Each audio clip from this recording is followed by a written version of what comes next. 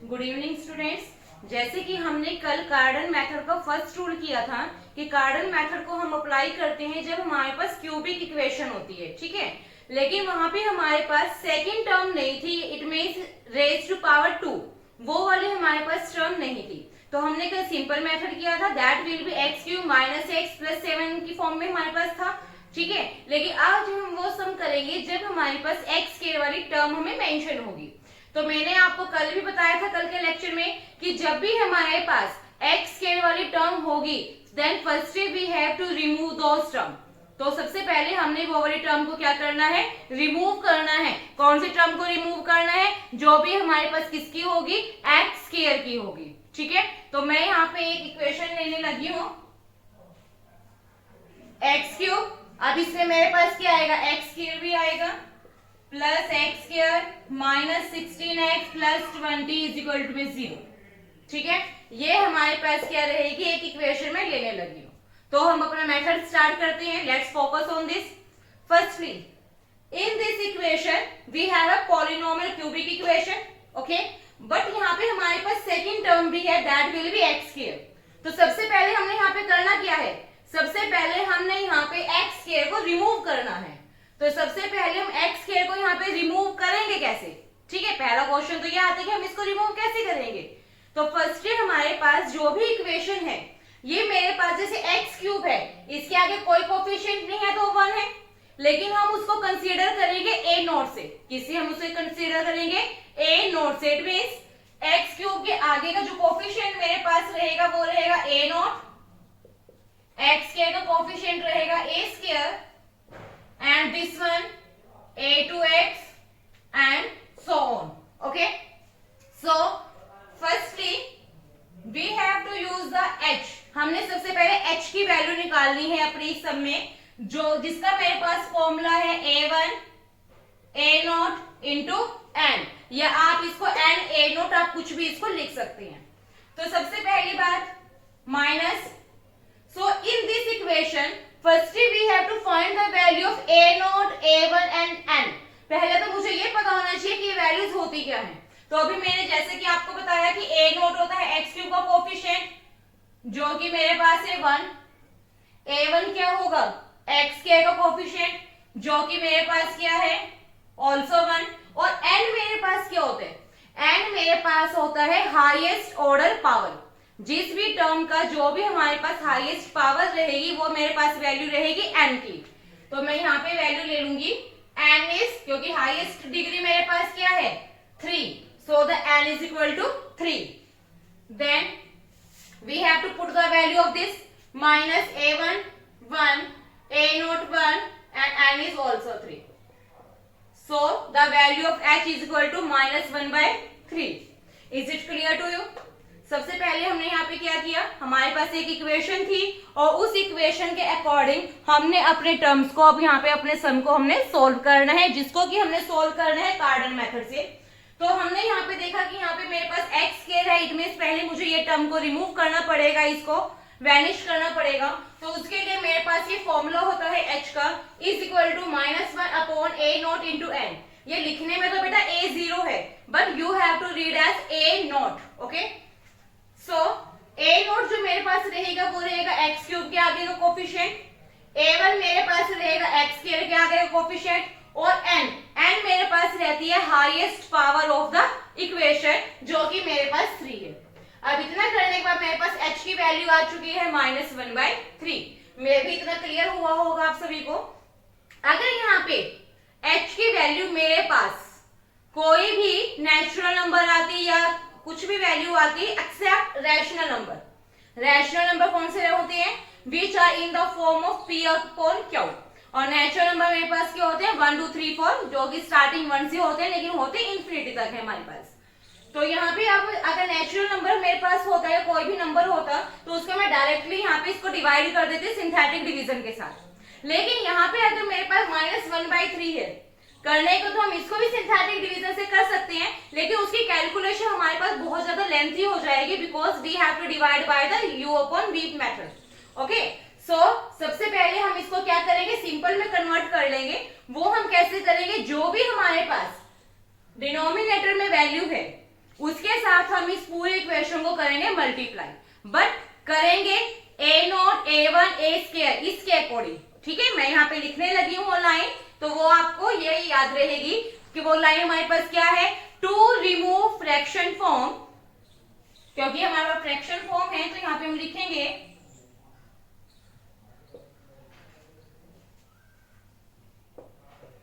To remove fraction form. Now transform the equation 3 times the given equation. Now we have to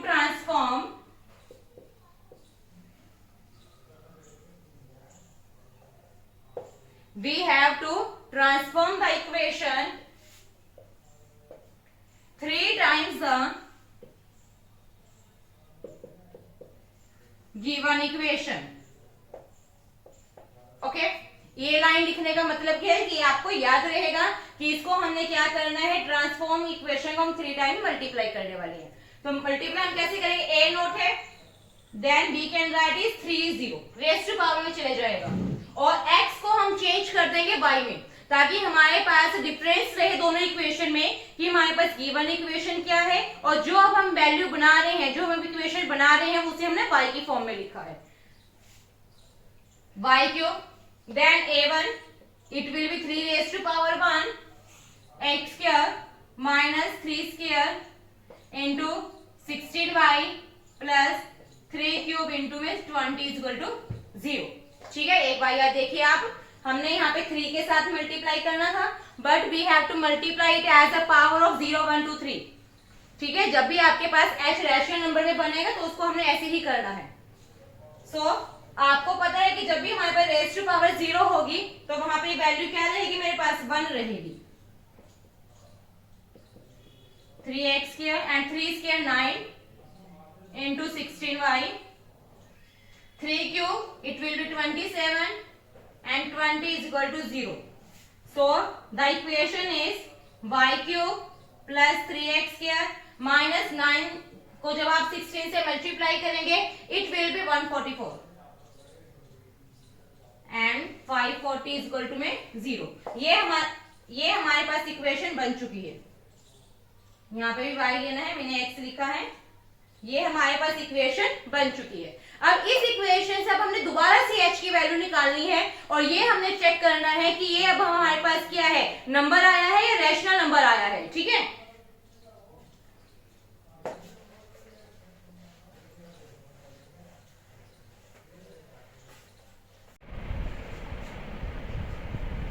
sorry बेटा, बीच में हमारा disconnect हो गया था, तो अब यहाँ से हम जो करने लगे हैं वो हमारे पास जो वैल्यू रहेगी हम उसके अकॉर्डिंग इसको करेंगे।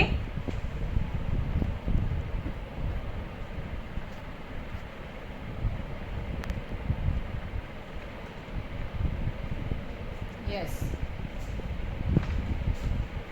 हाँ जी, सॉरी वो थोड़ा डिस्कनेक्ट हो गया था बीच में, तो मैं यहाँ पे आधी जो वीडियो है अपलोड करने लगी हूँ। तो यहाँ पे मेरे पास क्या रहेगी, a नोट की वैल्यू 1, a1 की वैल्यू 3 और n की value is also 3। Then we also have to find the value of h। ये मेरे पास रहेगा a1 एंड a नोट, और ये मेरे पास रहेगी वैल्यू -3/3 इज इक्वल टू में -1। अब यहाँ पे h मेरे पास -1 आ चुका है जो कि एक नंबर है। अब ये मेरे पास रैशनल नंबर की फॉर्म में तो नहीं है ना, तो जब ये मेरे पास एक नंबर की फॉर्म में आ गया है then we have to use the synthetic division. और सिंथेटिक डिवीजन यूज किस में होगा, इसके अंदर होगा जो कि अब इक्वेशन बनी है। तो यहाँ पे अब हम इसको लिखेंगे by using the synthetic division. Okay, तो सिंथेटिक डिवीजन को हम इसमें यूज कैसे करेंगे,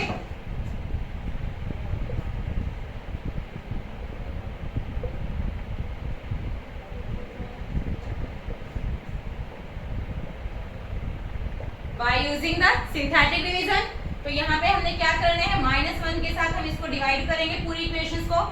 कोफिशिएंट हमने लिखना है 1 3 -144 540, ये मेरे पास आ गया।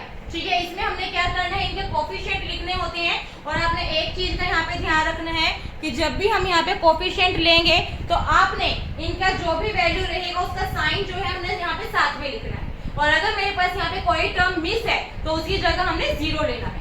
तो अब यहाँ पे हम करेंगे, फर्स्ट टर्म सेम रहेगी और आपने इसको ऐसे मल्टीप्लाई करना है। -1 मल्टीप्लाई होगा 1 के साथ, -1, 3 -1 -2, -1 को -2 से मल्टीप्लाई करेंगे 2, और ये हमारे पास पॉजिटिव 2 रहेगा, -146 प्लस 146, तो ये मेरे पास वैल्यू कितनी आ जाएगी यहाँ पे 686, एक टर्म ही आ गई। अब आगे हमने दोबारा से यही अप्लाई करना है, 1 हमने सेम लिया, -1 को 1 से मैंने किया -1 1, -1 को मैं 1 से करूंगी, मेरे पास वैल्यू यहाँ पे क्या रहेगी 1 की रहेगी, ठीक है। तो इतना करने के बाद जब हमारे पास ये वैल्यू आएगी तो इसको हमने क्या करना है, बस आपने यहाँ पे ये देखना है कि मेरे पास आ जाएगी -147, एक टर्म ये आ गई। अब हमने यहाँ पे दोबारा से करना है वैल्यू,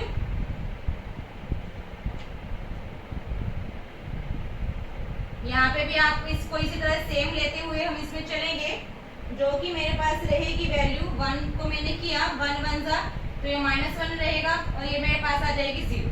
अब ये मेरे पास वैनिश हो चुकी है, तो इसको मैंने इस तरह से लिखना है, ठीक है। इस तरह से हम इसको लेके चलेंगे, लेकिन हमने फर्स्ट को लिया x की फॉर्म में, सेकंड को लिया y की फॉर्म में, अब इसको हम लिखेंगे z की फॉर्म में, ताकि हमारे पास थोड़ा आइडेंटिकल हो, हमें थोड़ा रियलाइज होता रहे कि हाँ ये फर्स्ट इक्वेशन थी, यहाँ से सेकंड है, यहाँ से थर्ड है। अगर हम सबको x में ही लेके चलेंगे तो वो हमारे पास सही नहीं होगा, ठीक है।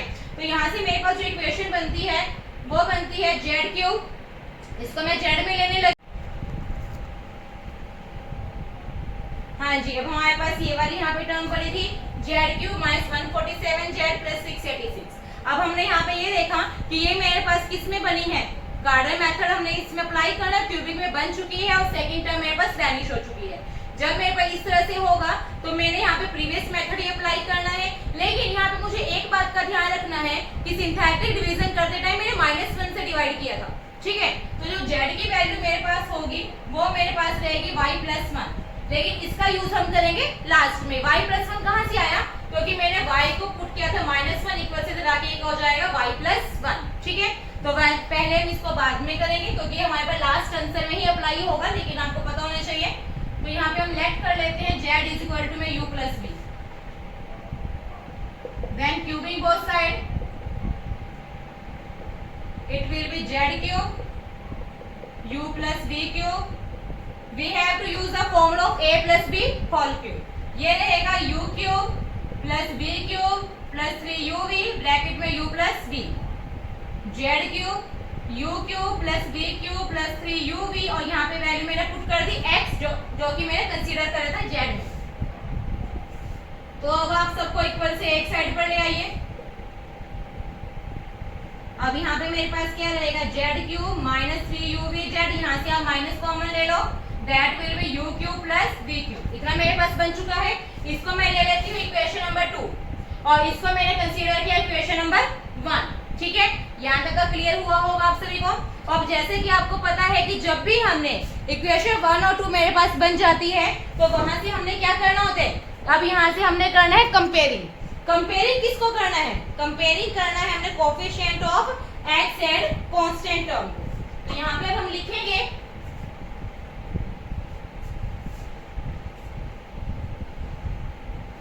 यहाँ पे मैं लिखने लगी हूँ बाय कंपेयरिंग, ये मेरे पास इक्वेशन 1 थी,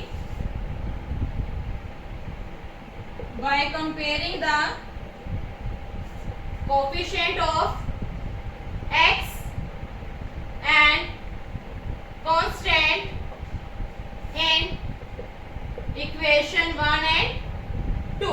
इक्वेशन 1 और 2 के हम कोफिशिएंट को कंपेयर करने लगे, x वाले को कांस्टेंट को। अब यहाँ पे x नहीं z की टर्म है, तो यहाँ पे आप z ले लीजिए, ठीक है। जो भी आपके पास इक्वेशन रहेगी उसके अकॉर्डिंग हम इसको चेंज करते रहेंगे। तो जब मैं यहाँ पे z वाला लेने लगी हूँ, यहाँ पे क्या है -147, और यहाँ पे मेरे पास क्या रहेगी वैल्यू -3uv। जब मैं इसको कैंसिल आउट करूंगी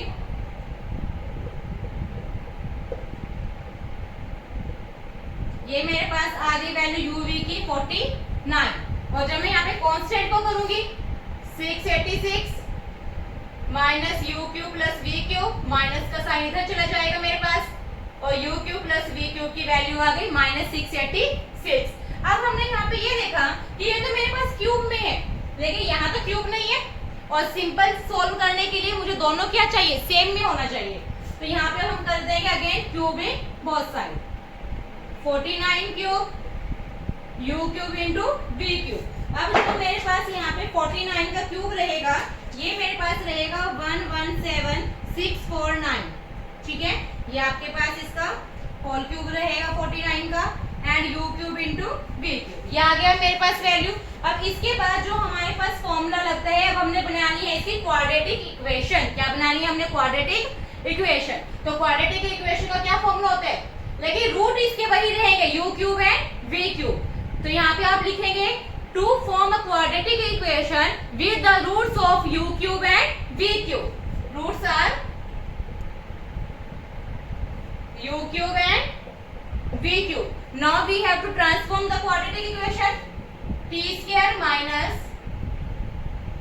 सम of roots into t plus product of roots. ये हमारे पास फॉर्मूला होता है जब भी हमने क्वाड्रेटिक इक्वेशन बनानी है, तो उसके लिए हमारे पास फॉर्मूला रहेगा T square minus sum of roots पहले into T, after that plus product of the roots. तो टी स्क्वायर सेम है minus sum of the roots मेरे पास क्या है? -686, क्योंकि एडिशन की फॉर्म में भी मेरे पास सम में है, प्लस प्रोडक्ट ऑफ रूट्स कितना है? 117649। अब हमने इसको सॉल्व करना है, minus minus plus is equal to में 0। अब हमने इसको ऐसे फैक्टराइज करना है कि जिसको मल्टीप्लाई करके तो ये वैल्यू आनी चाहिए, प्लस माइनस करके 686 आनी चाहिए। तो उसके लिए हमें यहाँ पे क्या करना पड़ेगा? ये हमारे पास बनेंगे 343 and 343, t square 343t plus 343t plus 117649 is equal to में 0, and we have to take the common.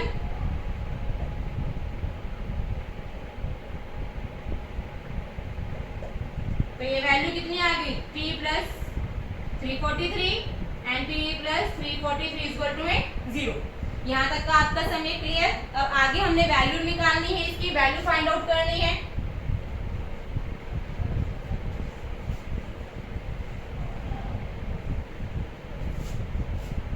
मैंने आपको बताया था कि यहाँ पे t की वैल्यू -343 एंड ऑल्सो t की वैल्यू -343, ये हमारे पास आ चुकी हैं। लेकिन रूट्स हमारे पास क्या थे? रूट्स हमारे पास थे u क्यूब और v क्यूब। तो हम यहाँ पे करेंगे u क्यूब -343 और 343 क्यूब होते हैं -7 का, u की वैल्यू -7, देन v क्यूब -343, ये रहेगा -7 में, तो v की वैल्यू भी -7, और z हमारे पास क्या था? u प्लस v, तो z की वैल्यू आ जाएगी -7 प्लस -7, -7, तो z की वैल्यू हमारे पास आ चुकी है -14। होप यहाँ तक का आप सभी को समझ में आया होगा। अब इतना करने के बाद हमारे पास जो वैल्यू थी z की, वो हमारे पास क्या थी? इसको हम ले लेते हैं यहाँ से,